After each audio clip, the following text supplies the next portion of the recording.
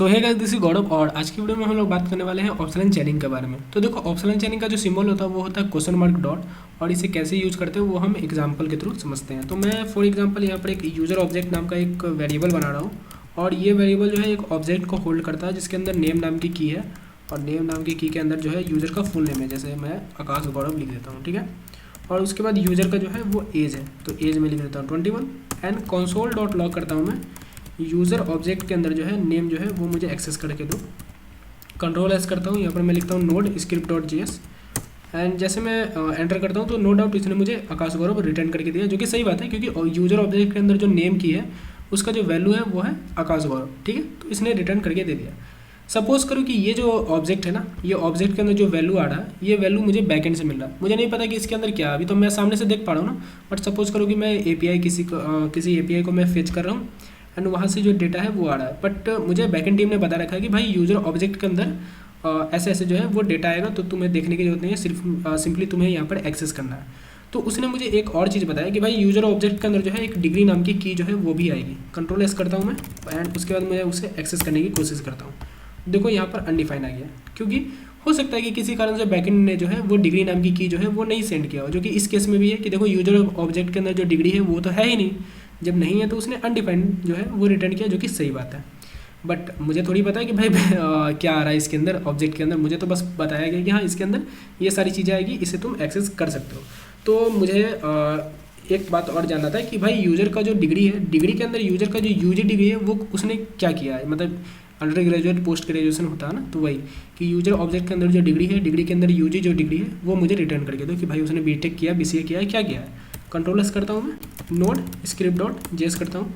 देखो कोड हमारा फट गया। क्या यहाँ पर आया error, type error, can not read properties of undefined reading uses. मतलब कि हुआ क्या ना कि सबसे पहली बात कि यूजर ऑब्जेक्ट के अंदर इसने डिग्री को एक्सेस करने की कोशिश की, तो यहाँ पर ही भाई अनडिफाइंड आ गया था जिसे हमने देखा कंसोल में। और उसके बाद अनडिफाइंड के अंदर इसने UG को एक्सेस करने की कोशिश किया, तो भाई ये सीधा बोला कि भाई अनडिफाइंड के अंदर जो है ना मैं ये UG को जो है वो एक्सेस नहीं कर सकता।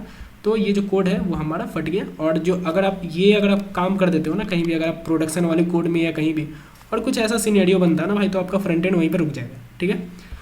तो इस केस से बचने के लिए हम यहाँ पर ऑप्शनल चेनिंग का यूज़ करते हैं। अब देखो ऑप्शनल चेनिंग लगाने के लिए सिंपल है, क्वेश्चन मार्क डॉट यहाँ पर लगाओ, ठीक है। क्वेश्चन मार्क डॉट लगाओ, कंट्रोल एस से सेव करो, एंड मैं फिर से यही काम मैं दोबारा करता हूँ, नोड स्क्रिप्ट डॉट JS। तो देखो यहाँ पर अनडिफाइंड आ गया। अब देखो यहाँ पर क्या हुआ ना, यहाँ पर हमारा कोड नहीं फटा, इसने अनडिफाइंड रिटर्न किया, ठीक है। तो देखो कोड अगर हमारा नहीं फटे, और उस केस में अगर मानते हैं मतलब हमने प्रोडक्शन में कोड लिख रखा है या कहीं भी हमने किसी ऑर्गेनाइजेशन के लिए कोड लिख रखा, तो वहाँ पर मेन क्या बात होता है ना कि आपका कोड जो है वो फटना नहीं चाहिए किसी भी हाल में। भले आप एरर रिटर्न कर दो, कुछ भी रिटर्न कर दो, बट वहाँ पर कोड नहीं फटना चाहिए। तो कोड नहीं फटने के लिए आप यहाँ पर ऑप्शनल चेनिंग का जो है यूज कर सकते हो। तो इसका एक और तरीका है, अगर आपको ये नहीं पसंद आ रहा ना ऑप्शनल चेनिंग, तो आप कुछ ऐसे कर सकते हो, ट्राई कैच ब्लॉक आप यूज़ कर लो, ठीक है। तो इसे एरर हैंडलिंग भी कहते हैं कभी कभी। तो यहाँ पर सिंपली आप सेम चीज़ आप यहाँ पर भी कर सकते हो, कंट्रोल V, एंड इसे मैं हटा देता हूँ, एंड यहाँ पर मैं ऑप्शनल चेनिंग को यहाँ पर हटा देता हूँ, ठीक है। डायरेक्टली मैं यहाँ पर एक्सेस करता हूँ, एंड उसके बाद कंसोल डॉट लॉग एरर। अब क्या होगा ना कि इस केस में ये एरर को तो दे देगा, बट जो कोड है वो हमारा नहीं फटेगा, ठीक है। कंसोल के अंदर एरर आएगा बट हमारा कोड नहीं रुकेगा। तो फिर से मैं इसी चीज़ को रन करता हूँ, कंट्रोल एस करता हूँ। देखो ये जो है, ये जो आप एरर देख रहे हो ना, can not read properties of undefined, ये जो है ये कंसोल के अंदर जब कैच हुआ है तो वो जो एरर है वो आपको यहाँ पर शो कर रहा है, बट हमारा जो कोड है वो नहीं फटेगा। ट्राई के अंदर देखेगा, ट्राई के अंदर अगर कुछ भी नहीं है, मतलब कुछ एरर आ रहा है, तो कैच के अंदर जाएगा और उस एरर को आपको प्रिंट करके दे देगा, बट वो कोड नहीं फटेगा। बट सही तरीका क्या है ना कि सही तरीका यही है कि आप ऑप्शनल चेनिंग का यूज़ करो ऐसे केसेस में, ताकि आप ट्राई कैच कितना लिखोगे, सिंपली आप ऑप्शनल चेनिंग लगाओ और देखो कि भाई अनडिफाइंड है, तो भाई वो एक्सेस नहीं होना चाहिए। तो यही था एक छोटा सा वीडियो, आप इसे प्रैक्टिस करो तो समझ में आ जाएगा ऑप्शनल चेनिंग कैसे काम करता है, ठीक है। तो अगर आप यहाँ तक आ गए हो तो धन्यवाद इस वीडियो को देखने के लिए।